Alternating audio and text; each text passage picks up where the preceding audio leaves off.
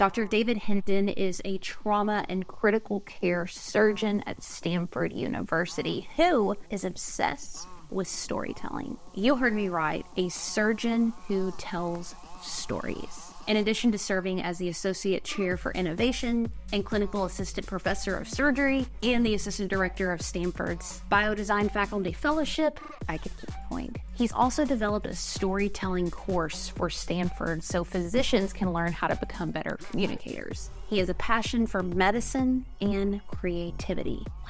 I found him on Instagram and was completely intrigued by his storytelling skills, his presentation, and his advocacy for the arts in the scientific field. And I think he's the first surgeon that I ever interviewed, which I never thought I'd talk to a surgeon about this. In this conversation, you're going to hear how he creates emotional connection through his storytelling, the principles behind being entertaining, even when you feel like you're not. And here's a good one: how to deal with the fear of being seen as a creator when you're working in a professional profession. This is Dr. David Hindin. I work with a lot of service providers, professionals, and this has come up over and over and over and over and over and over again. There is a deep fear, and it goes beyond what my friends and family are going to think, and it goes into the professional side of, is this professional of me? Am I going to get in trouble because of compliance? I'm so glad you asked this, because I think this is something that there are epic highs and epic lows, even if it's about something that seems insignificant to, even if you think no one else would care about it. If it's affecting you emotionally, it's valuable. Gosh, these questions are cutting right to the meat. Let's go.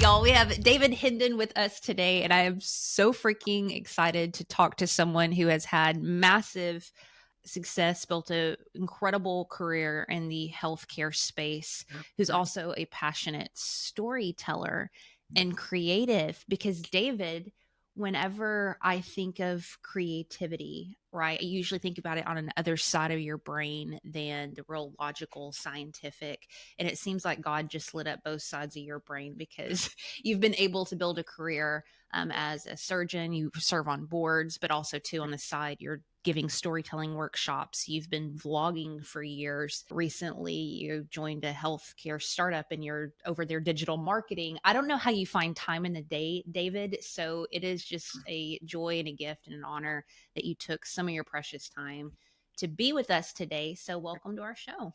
Oh, thank you so much. I'm a big fan of your show, so it's a huge honor to be on this. Let's go. Okay, so in some point in your career, you are a surgeon, and maybe I'm getting the timeline wrong. I'm curious at what point the idea of being a content creator entered your mind, because when you're in the medical field, you are busy AF. That is a very stressful, high demanding job. And the fact that you thought about content creation, maybe that came before, I don't know, but tell me where those two worlds intersected for you. Well, I think everyone comes to content creation through a slightly different pathway. And for me, I felt like a plant without water where creativity was concerned during my medical training. I felt like there are all these parts of me that like bring me joy, that make me sing, or make my soul sing. And I felt like in residency, when you're working these 80-hour weeks, I felt like all the parts of me that made me really come alive were kind of getting squished and pushed out of the way. And so residency was the time where I discovered YouTube. It was the time of Casey Neistat and the vlog sort of becoming a whole thing of its own. And so that was a little bit before like the idea of like the creator economy and content creation was even like part of the conversation. But that was when I decided, I want to start making stuff. This is going to date me a little bit, but growing up, it's going to date me a lot. But growing up, I used to love to make mixtapes. When you're like really, I made mixtapes. No shame in that. No shame. We had cassette players, man. Yeah, you have the cassette player. Like you get so good at knowing exactly what song is playing within like a split second, then you hit record in the cassette player to get it. And so I don't even say this out loud to most people because most people don't get it, but I think of this as like like the more fully featured equivalent of making a good mix that you're really proud of. Like, Interesting. except you have the video, but you get to cut in different music and the way you edit and bring cinematography to it. All of that, I think, is a way to scratch your creative itch. So, long story short, YouTube was kind of like my entryway into the creator economy and all of that stuff. But it came from a place of missing being creative. Yeah. So you're fascinating. So when I ran across you and I started watching a little bit of your stuff, I didn't realize how far back it dated. And I went to your YouTube and was like scrolling, and I saw videos that were like 6, 7 years old. Maybe there's ones even earlier than that I missed.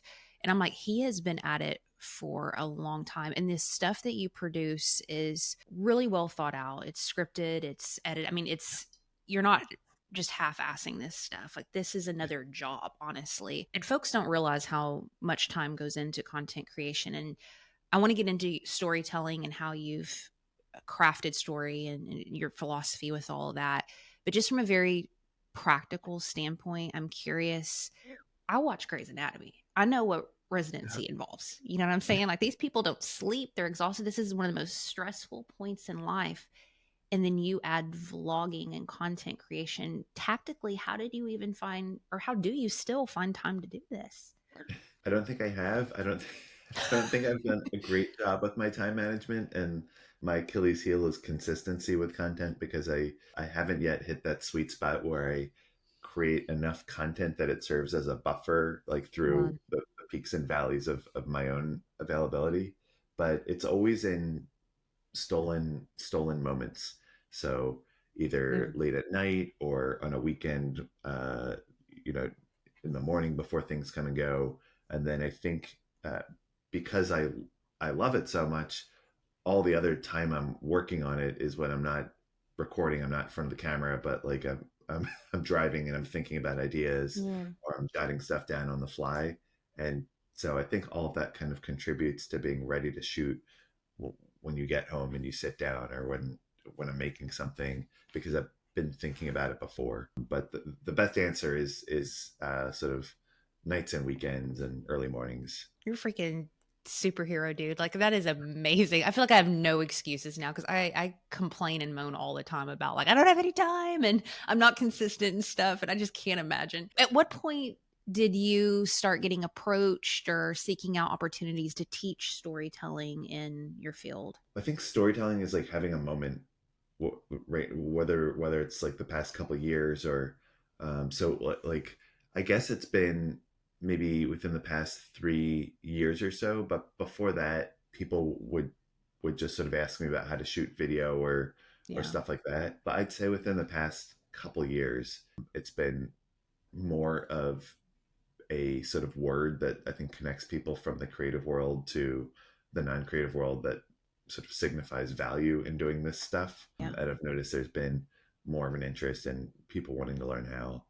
And part of that has been my job too, I think, to sort of bridge the gap and sort of make it clear that, look, if you can get better at these soft skills, you can do better at when you're pitching to a VC, or you can do better at sort of communicating your ideas in whatever forum. You have to meet them where they're at, show them the value that they see that's valuable in order for them to care about storytelling, creativity. Yeah.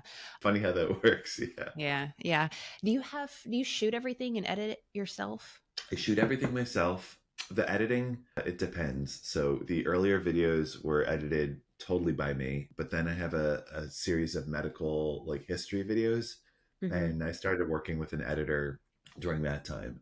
So now, like, my longer, and it's the same editor. He's just like a wonderful person. It's a total, like, creative pairing of the mind. Like, I'll be like, I really want to do that. Like, I did a video about this surgeon who cut out his own appendix in Antarctica, and I was like, I really want to have like an animation where the title pops up and then like a knife slashes through it and it falls away.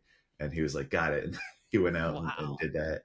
So for the more highly produced videos, it's usually the two of us having a conversation and me getting him footage, or he'll be saying, can you get more of this shot with the camera still before it starts shooting, stuff like that. For the short form content, some of it's me alone, some of it's me and him. It just depends. That's, I think, the most volatile area of my content right now that I'm still trying to get smoothed out.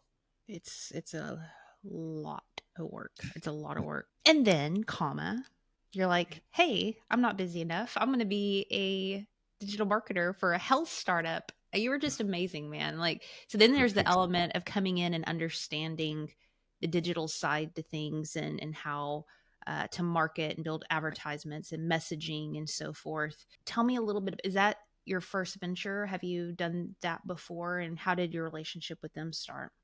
Sure. It's my first sort of formal venture. It's certainly the first venture where I've joined a group and been part of the team and going to their meetings Yeah. and like fully immersed. The way it began was one of their board members reached out to me. He sent me an email with like about two separate things. One was seeing if I'd be interested in joining to give a talk about storytelling at a generative AI summit that he runs. And then in the email he was also like, also, my company recently sort of passed this FDA milestone where FDA cleared now. Would you be open to sort of putting some content about that in your YouTube channel? Because originally they were looking around at sort of content creators and thinking about, you know, rolling out that way. And he and I spoke a little bit. I got back to him. We set up a call. And the more I heard about this particular company, the more I was super excited because I think med tech companies are usually boring and they're usually not direct to consumer. It's usually like a Right. surgical device that someone will be using or like opens up a new procedure. But this particular company was positioned so that consumers can go to the website and sort of buy it in like an e-commerce type moment. It can be sort of administered through doctors in a more formal channel. And I thought the device itself was also just like really interesting, had great data behind it, FDA clearance. And so it had all these like magical different elements that you don't usually see in medtech. And so I was like, I would love to join your team in a more formal capacity and sort of do marketing and all that. That's how it kind of came to be. Wow. Wow, wow, wow. All right. So let's dig into your approach to storytelling. Here's my assumption, and you tell me if I'm wrong. Sure.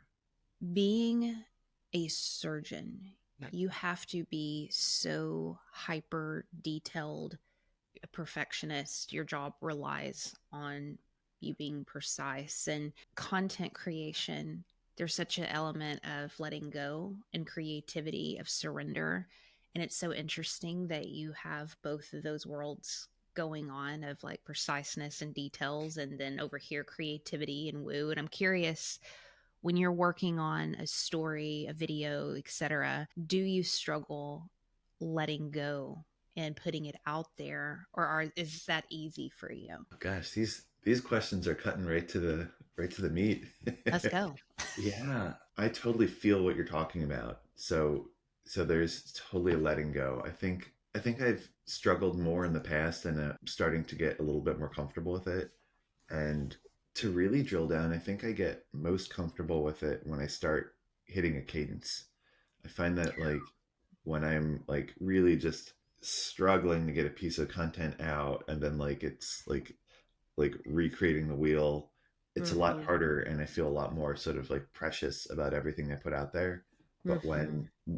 when I'm able to start reaching a cadence and putting things out more regularly, it feels easier to make the same content and also it is less scary to put it out there in the world.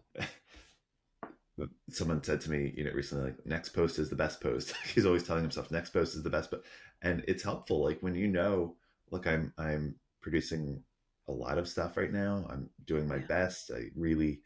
This is like a gift of myself to the world and all that. But like, if this one bombs, I've got another one that I'm working on for tomorrow that I'm also really excited about. It kind of changes that conversation and that whole dynamic. You're so right. And I try to get romantic about everything. And it's like, no, I need to go sit outside and look over the mountains and have my journal and coffee and, be inspired by stuff. And it never works out like that. Yeah. It's for me, and I know everybody's different. It's like when I'm stressed and I'm just pumping stuff out and I'm just going to the next thing and things like that, some of my best work comes out because like energetically, you're just there's the, I don't know, it's like a fire that's going. And whenever I stop, like right now, I'm kind of in a stopping point. I haven't posted in like a week or over a week. And I'm like, damn it. And I'm like, I have no ideas. You know what I mean? But when I'm putting out more, the ideas come. Totally. Totally. Yeah. Yeah. What about finding inspiration and ideas? I feel like your brain must just be on overload. I'm making a lot of assumptions about you, David. You tell me if I'm wrong, but just holding space for so much, being able to find storylines through it. I don't know about you, but like you look up and it's 8 o'clock and the day is completely gone. How do you capture ideas and formulate scripts and so forth when you're moving from one thing to the next? I find that what works best for me is developing tricks to sort of capture ideas. I think of Mm-hmm. like the ideas and then like the language, script, whatever as two separate things. And so for me, I find that capturing the ideas happens when it happens out of my control. And the best I can do is jot it down while I have it. And so I'll use like the notes app on my phone for that. I'll just jot it down as soon as it comes to me. Every platform that I like, YouTube, Instagram, like every platform that I consume content on, I have a folder in that platform for either shots to get, things that I want to like try to build, like art that I want to try to, do my own version of, or like this gives me an idea of a video. And so built into those platforms, it's like helpful because that way I can come back to it later. But number one is I try to grab ideas whenever they come to me, wherever I am, so I don't lose them. And Mm-hmm. then number two, for scripting, I try to talk out loud when I'm alone and then try to capture those phrases, because even though you're not driving and just sort of birthing this entire script from you, there will be a couple sort of key phrases that you can then either anchor on later, or becomes like a hook, or becomes like the inspiration for what turns into the hook Yeah. later. And so I wear an Apple Watch. I have this app on it called it's called like drafts, and I have it on the home screen. So you just hit the button, you start talking, it transcribes it into like, they call it a draft, but it's just like a note. And then you can open it up on your phone later, and then you have it, and then you can copy That's paste that into cool. whatever you want. So it's just like, if it comes to you while you're driving, you just do it, and then you're on your way. When you're teaching storytelling to folks, where do you start? Where do you personally plant your flag? And it's like the most important piece for folks to grasp. I start with a quick case for why it matters. Most of the time right now when I'm giving a talk in storytelling, I am doing it in the context of speaking to engineers, doctors, entrepreneurs, like in like the professional Wow. space, Yeah. Yeah. people who maybe have an appreciation for the arts but like don't do creative stuff normally. That's not me. Yeah, right, that's not me, or that's Yep. nice, but I'm not a creative person, like Right. all those things that people say. And so I always, in whatever talk I'm giving, I always open it up with sort of walking through some of the ways that storytelling, brings actual value, that translates to actual dollars. And then I sort of try to unpack like what storytelling can mean, like from, the 45,000 years ago, or like these old cave drawing. There's like this one famous cave drawing of some animal, and lots of digital ink has been spilled by people talking about what where that was created, what the Yeah. communication was. But we explore that storytelling can mean all sorts of different things. And then from there I usually dive into different ways that they can sort of have quick wins with storytelling, doing Ooh, give what me they some are quick doing. wins. What are some quick wins? So, quick win is looking at a PowerPoint deck that you are presenting and squinting your eye, like pulling up a slide, squinting your eyes so you can't really read the text, and seeing if you get it. Like seeing if what is on that slide still makes sense, Mm, even if you can't quite read the writing. And mm, so, if there's like a graphic, do you really need all the words to explain it, or does it sort of visually make sense at a glance? And then if there's a slide that's covered in writing, there's got to be a better way to sort of communicate what you have on that slide. And often that's bringing design principles into the conversation. But all of these are things that, like, everyone who's in these conversations, they may not be a creative, but they're giving a talk to, we Right. call it in medicine, we call it grand rounds. When you like the Right. medicine version of a keynote is like a grand rounds talk. So like they may be a visiting professor next week giving grand rounds somewhere. Like everybody has a reason why they want to be able to communicate better. Like everyone has an audience, even if it's just one person in conversation, or it's a whole room, or it's like a digital audience, and you want your ideas to be able to captivate people for financial reasons or just so many reasons. And so storytelling is the glue that does that, I think. So you start with the why this matters to your profession, etc. You got me hooked in. I'm like, all right, David, it's important. I want to be a good storyteller. I want to be a good communicator. I see this translates into an ROI, whatever. Where do I start? So I usually ask, like when I'm working one-on-one with people, Mm-hmm. what are your goals? Like who are you talking to? Right. What is the format? And we get really clear about what someone is trying to accomplish. If they are selling something or if they are pitching something, you are really focused on sort of using a story that gets your audience emotionally committed to what you're Emotionally talking about. committed. Yeah. And it sort of depends on what their reason is and what their like use case is.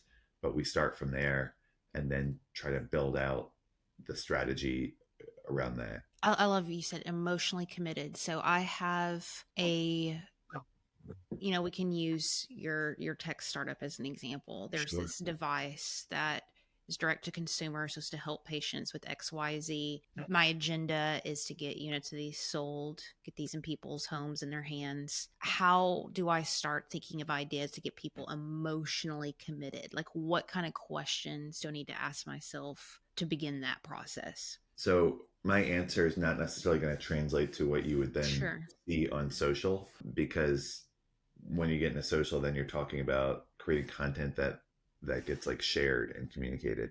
But like at a high level, I would be thinking like if when you join any kind of sort of startup or this startup, you're thinking about like what is the pain point and who is suffering from the problem that you are solving with your device, with your company. And so for instance, for the device that the startup that I joined makes a wearable for people that get sinus congestion. So people that walk outside in the spring and are just dreading being all stuffed up and plugged, and people who are using sinus sprays, taking pills, all of that stuff, it can be really bad. And people will seek out and have surgery and do all kinds of things to just to be able to breathe better through their nose and sort of be able to sleep at night without feeling too plugged up.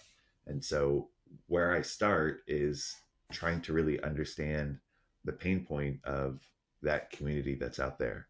Because then from a marketing perspective, everything that you talk about, you want to be speaking directly to that person.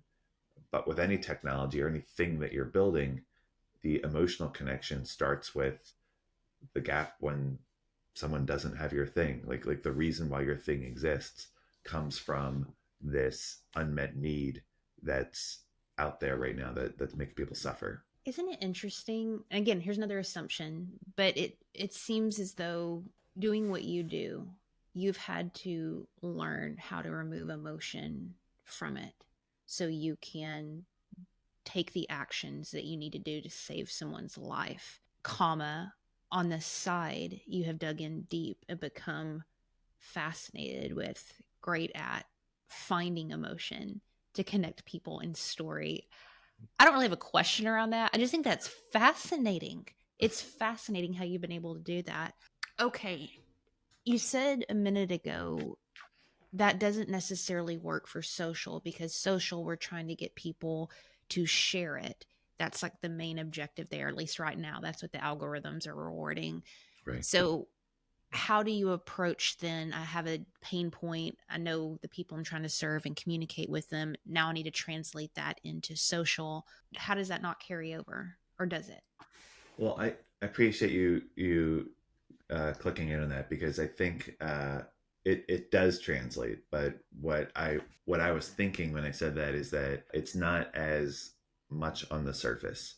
And so when you are thinking about this and sort of building out your own framework for the story and what you're going to draw from your material, you're thinking about the pain point and you're thinking about the suffering and what you are doing to solve it. But when you are on social, you are breaking down what you're doing into smaller bite-sized bits that might be really focused on entertainment.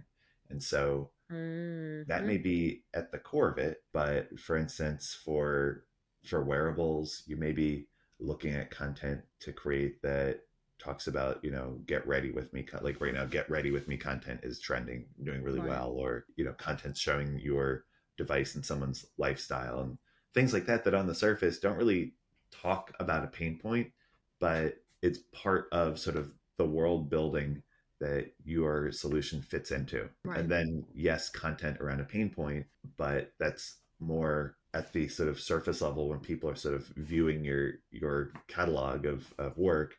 That more sort of is sort of coming in at like a surface level conversational thing, where it's not like hitting down really hard on like all the suffering that people have, but that's what's in the background sort of informing why you're doing this. Folks get crazy and nervous when you start saying entertaining because they're like, I'm not an entertainer, I'm not a comedian, I'm not this, I'm not that. So what are some principles behind being quote entertaining? Oh my gosh, that's such a tough question. I think because it's like for us, like I still think about this every time I have an idea and I'm like, oh, this is a great one. Like, like the Same. struggle is then translating that into something that's quote entertaining. Right. So Right. I think what makes something entertaining is something that feels authentic, like Mm-hmm. feels real. And I was just talking about this the other day. My wife had mentioned to me, "Oh, it looks like everyone's using those furry microphones on social media because like the little help because Yeah. she doesn't like make videos, but." And I was talking to her about how interesting it's been over the past 12 to 18 months on social media, this trend towards wanting to look more casual, to the extent that like you have people that are like, I don't do makeup on myself, but like Yeah.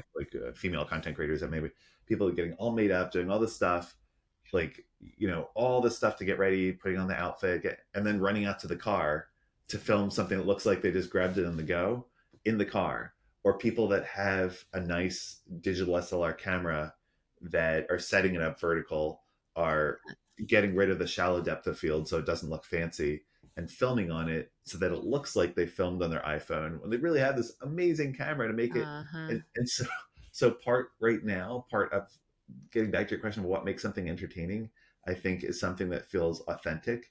And so I think it's so funny to see how that plays out in digital media, because you see people going to great lengths to show how off the cuff their content is, even when it's been really carefully prepared. But it's because there is, I think, extra appreciation right now for that as something that signals authenticity. Like the more Isn't off that the cuff, wild? yeah.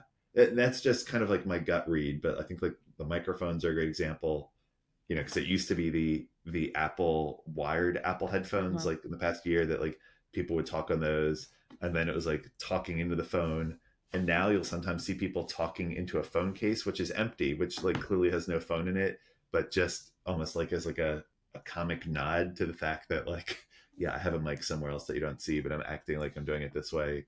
Not to go far off on the tangent, but I think authenticity, I think, is a big part of making something entertaining.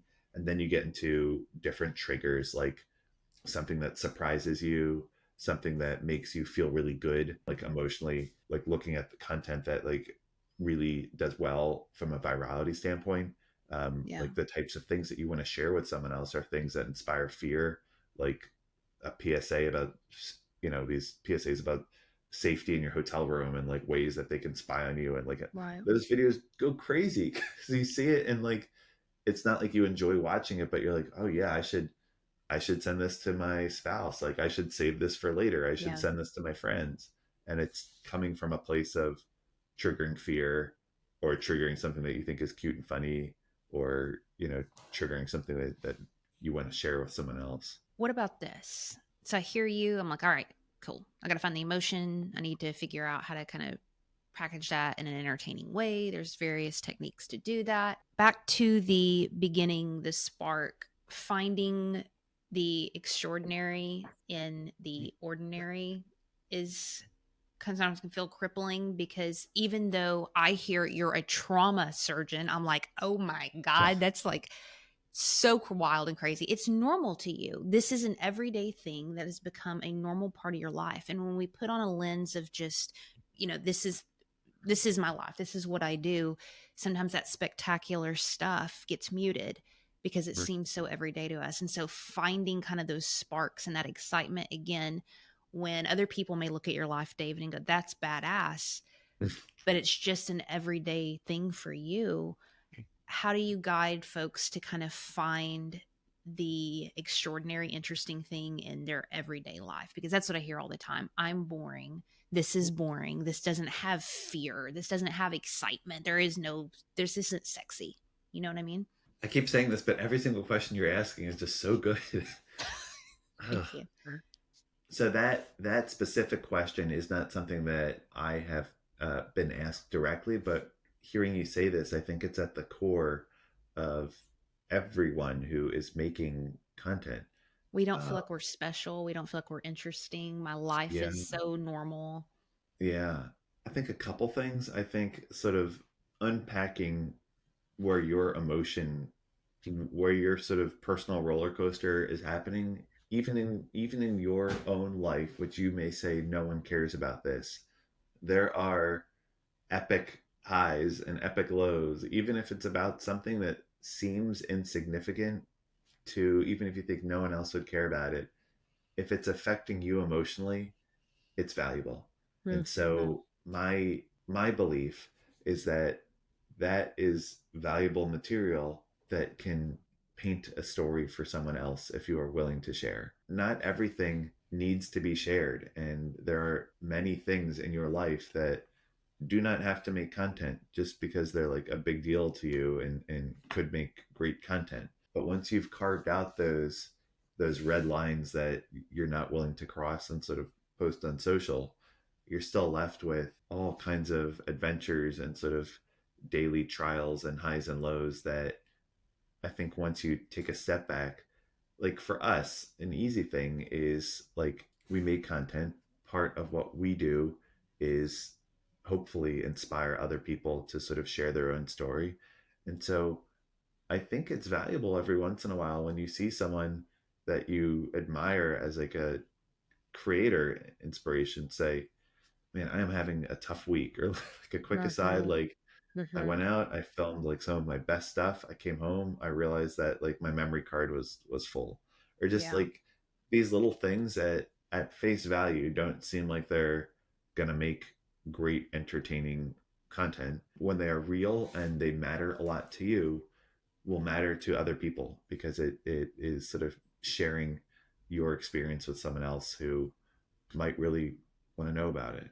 I just had like kind of a aha when you were talking, thinking about so much of this is a reflection of our own emotion. It's a very vulnerable thing, storytelling, because you nailed it. It's like what moved you, and then figuring out how to relay that to other people. But that requires us as creators to be moved and Yes. to recognize things in our world and our life that have that little thing inside of us that just turns like, oh, that's weird, or that's interesting, or whatever. And our whole society is set up to numb and to, it's like a conveyor belt. And so it's like at the core and the root of it, it's us learning.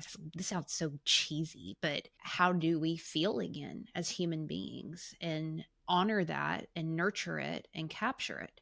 That is so true. And sort of noticing it when it's happening and sort of Mm-hmm. recognizing when you're feeling something and in a moment and there are things that make you come alive and recognizing it for what it is. Yeah. How do we end stories? End stories well. Oh gosh, this cuts right back into what we struggle with sort of the beast of social media, Mm-hmm. because everything that you would learn from watching Pixar, from watching like a really high quality piece of production in a movie theater, you have to kind of unlearn when you're creating content for social, because the platform du jour, whether that's Instagram, TikTok, YouTube, rewards you being able to do a couple different things. We talked about Instagram really highlighting content that gets shared right now, but Right. really all of these platforms look at your viewer retention across the Right. length of the video.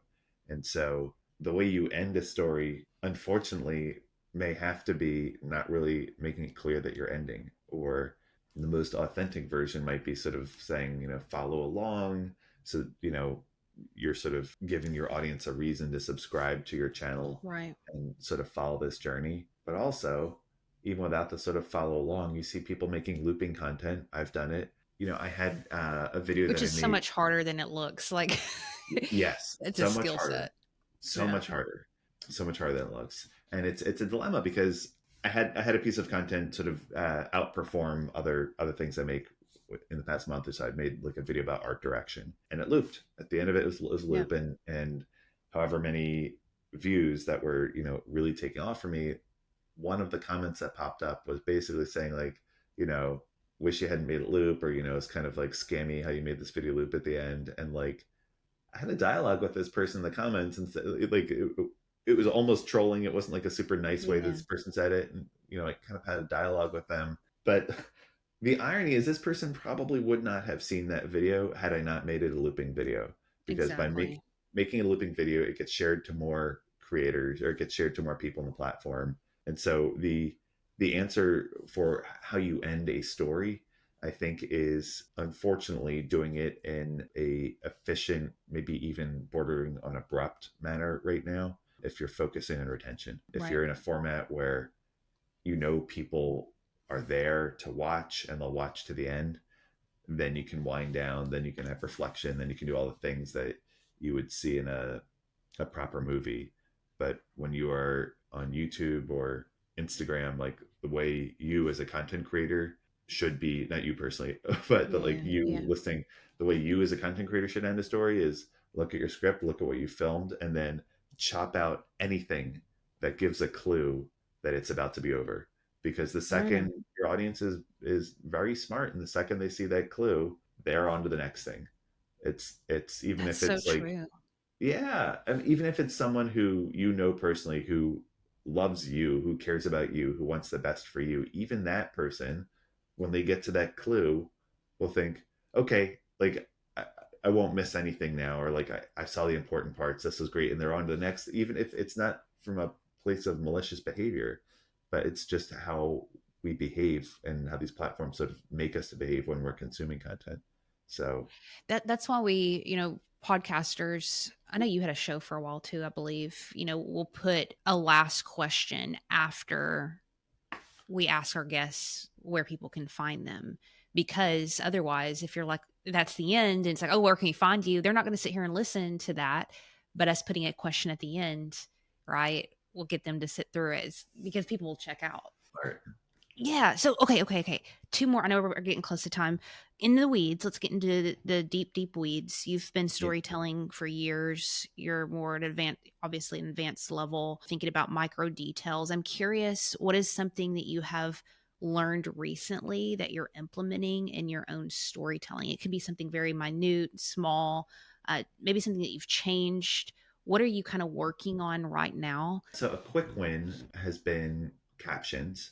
And one, I don't love captions, but I recognize that many people that are viewing your content on social, Right. especially short form, will be doing it on mute, or at times will be doing it on mute.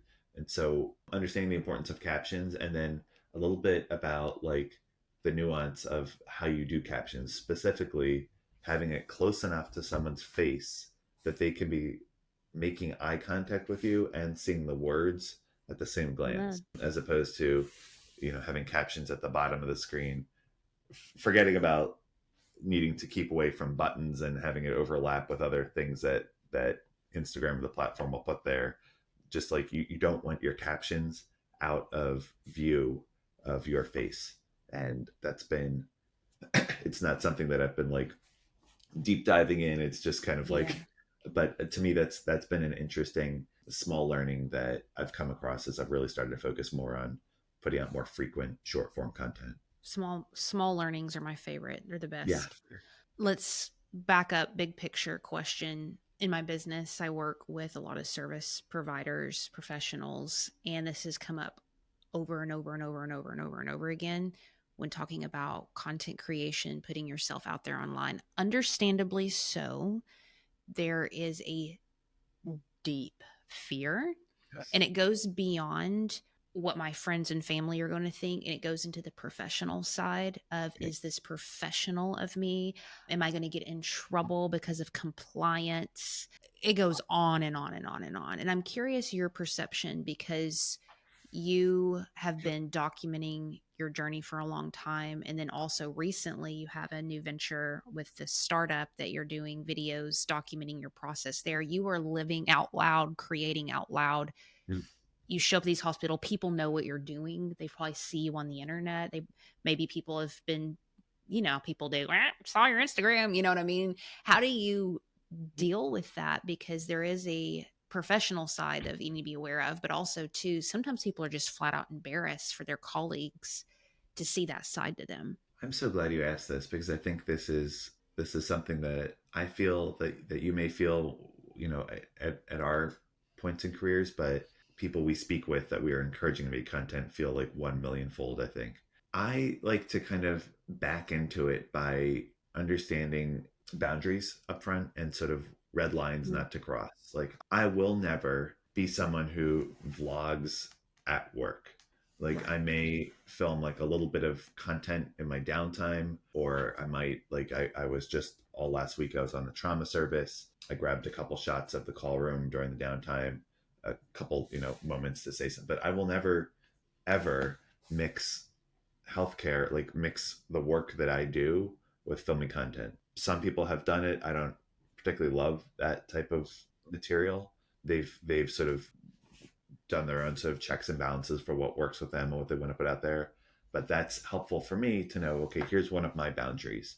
For a company, for instance, you may be joining a company that wants to make content. It may not be a fit for them if they are, for instance, venture funded, to show the highs and lows of sales. Even though when you're watching someone on social who's building their own thing, they may show you the back end of their Shopify, or they may literally show you down to every dollar and penny. And that can definitely work to draw eyeballs. But if you are part of a venture that's bigger than one person, and there's any kind of company where there are multiple stakeholders at play, it's just helpful to say out of the get-go, this is going to be on my list of don'ts. And I think as long as you are sort of thoughtful and clear about that, then it removes, I think, a little bit of the stress and the fear of causing a problem. What about the social element to it, though? Like, you got the okay, the lines, but Yes. Paul down the road is like, giving you shit about it, or maybe they're not, and maybe you're just assuming people are making fun of you. That just becomes when I say just, that is huge. So hard. It's hard, yeah. What I have found helps the most with those fears are getting in the reps and getting it out there. Because the more you get it out there, that voice never goes away, but it gets quieter. Come on. Yeah. That's so true. Yeah. I have a final question for you before we wrap it up. But first of all, again, I know your time is so freaking valuable. For you to take out an hour for us and share your wisdom, thank you for that. I also really appreciate that you're breaking the mold and bringing in creativity and storytelling to, your industry saves lives, and you'll have already had such an incredible contribution to this world, now people like you who are bringing the creative and storytelling, you're elevating that to even greater impact, because now not only do we have people who can physically save our lives, but also connect with us on an emotional level. So your work is so cool and badass, and it's just been a joy to get to know you. And I will say, I'm also happy that I eat peanut butter toast every morning too. And I see you eat peanut butter toast, but I didn't know you could put honey on it and cinnamon. And I'm trying that tomorrow, and it's changed my life. So if anything, your content has helped me in that regard. But David, where would you like to direct our listeners to if they want to find out more about you and your work? Well, thank you so much for your kind words. And my gosh, it's been so great talking to you. My Instagram account is the only one that doesn't have my name in the title. It's The Surgeon Life. So at The Surgeon Life. And then all of my other socials are my name. So YouTube is David Hindin, or maybe David Hindin MD now. I have to double check. But if you type in YouTube / David Hindin, it'll bring to my page. Twitter or X is just David Hindin. Yeah. There aren't too many people with my name, so usually just searching it brings up one of my channels. That's awesome. That's awesome. All that will be linked in the show notes. Very last question. What is something in your life that you are currently questioning? The reason I ask this, folks feel like they have to have it all together. We all have questions. We're all wrestling with something. It's not a bad thing. It's a curious thing. It could be professional. It could be personal. It can be small. It can be big. But just something that's been on your mind lately that you're like, you know what? I don't have the answer to that. And I just don't know. Gosh, this is so deep. I hope my answer isn't too deep. I am always questioning what my dream will look like. I always feel like what I'm doing right now, I'm excited about, but when I wonder like what is the next step or what's the big dream, it's not so clear. If you are in a career where you do this and then you do this, like in medicine, pure medicine, you go down the promotion pathway. In academia, you write more papers, you do more this. But in this really exciting world that blends all the creative outputs that are possible, I am still asking myself, what is the actual big picture dream and how do I get there? And I feel like each of these steps that I've taken along the way are getting me a little closer to it. And it's kind of like you're trying to sort of peel away the layers and see what the thing's going to be. But I haven't quite figured that out yet. Not too deep, completely relatable and also comforting, because what you're saying is even if you have questions and I don't know the next step, I'm going to keep making and creating and doing anyway. And that's how we figure it out. Right. You said it so much better. 100%. No, whatever. Yeah. Thank you so much for your time today. This was an awesome conversation. Oh, thanks so much, Heather.